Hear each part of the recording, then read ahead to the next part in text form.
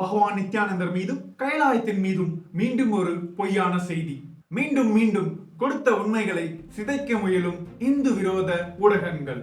ஊடகத்திலிருந்து ஒரு செய்திங்க, சுவாமி நித்யானந்தர் மீது பல வழக்குகள் இருப்பதனால் அவர் தலைமறைவாகிவிட்டார் அப்படின்னு. இது முழுக்க முழுக்க பொய், தவறானது. கடந்த 15 வருடமாக பகவான் மீதும் கைலாசாவின் மீதும் நூற்றுக்கணக்கான பொய் வழக்குகள் சுமத்தப்பட்டது. இந்த அத்துணை வழக்குகளுமே நீதிமன்றங்களில் தள்ளுபடி செய்யப்பட்டது. இந்து விரோத தீய சக்திகள் ஏன் அவர் மீது தொடர்ந்து தாக்குறாங்கன்னா, அவர் 8 வருடத்துல 120 நாடுகளில் இந்து ஆலயங்கள் அமைத்து இந்து மதத்திற்கு மிகப்பெரிய எழுச்சியை எடுத்து வந்தார். இப்படியாவது அவரை அழிக்க வேண்டும் என்ற நோக்கத்தோடு 50 முறைக்கும் மேல் அவர் மீது கொலை முயற்சி தாக்குதல் நடத்தினார்கள். உண்மையில் பகவான் தப்பி ஓடியவர் அல்ல, தாக்கப்பட்டவர், துன்புறுத்தப்பட்டவர்.